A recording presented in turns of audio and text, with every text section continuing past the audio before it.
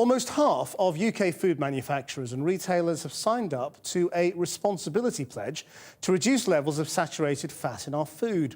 The government says the move could prevent around 2,500 heart disease and stroke-related deaths every year. But leading public health experts are warning this latest pledge lacks credibility, insisting sugar, not fat, is the big threat to a healthy lifestyle. Cordelia Lynch reports. More than 75 years of the same message. Go on, give yourself a break. Have a Kit Kat. But Nestlé have decided to take a break of their own, changing their recipe to reduce the amount of saturated fat. It's another thing to add to our supermarket watch list. The government believes more than 2,500 lives a year could be saved if the nation cuts its intake by just 15%. But the campaign is dependent on volunteers. This is a start. All aspects of this kind of work on nutrition, on public health, they're all a work in progress. There are no silver bullets. So we're really pleased with the people who've come on board with this part, this stage of the pledge.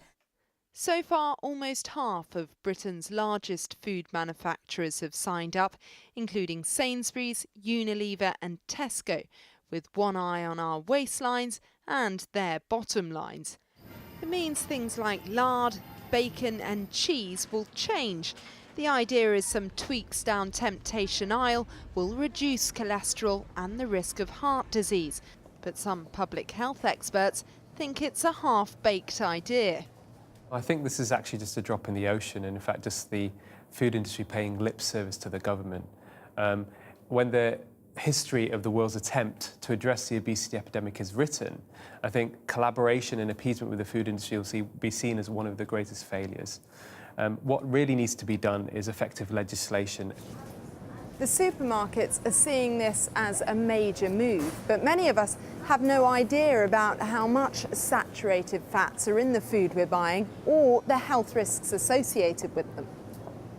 A recent survey showed more than 2/3 of us don't know the recommended maximum amount for a man is just 30 grams a day, and for a woman, no more than 20 grams.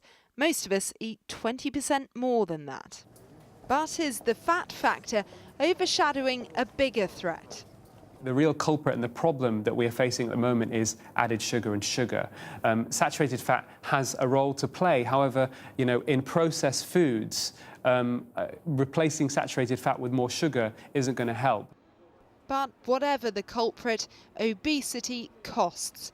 And ministers argue the so-called responsibility deal is at least a step forward.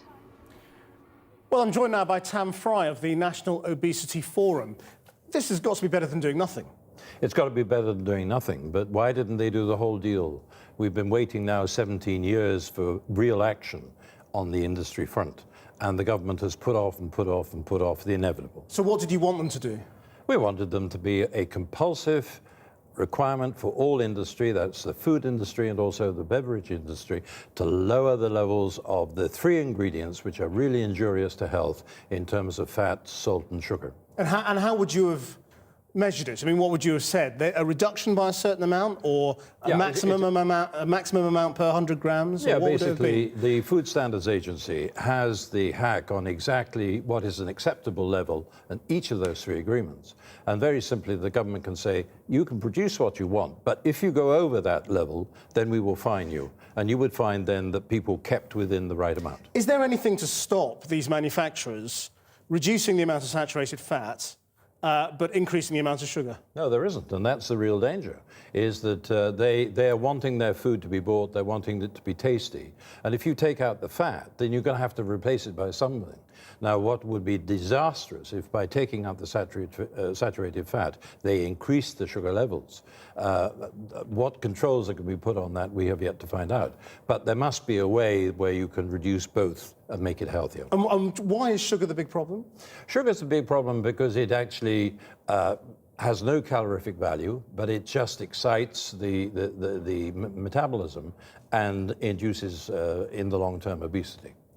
And obviously, because there are so many sort of fad diets around at the moment, you know, that tell you can eat as much fat as you like as long as you don't eat carbohydrate at the same time and all that kind of stuff. I mean, are you a sort of a balanced diet campaigning I'm totally group? balanced or- diet. You've used the word fad, and anything which has the word fad has really got to have the danger sign against it. The diet that should be following is good, healthy, fresh produce, a lot of exercise that goes with it, and not any of the concoctions which are offered to you in the Red Max. You see, a lot of people would say government shouldn't be legislating about freedom of choice to eat whatever you want.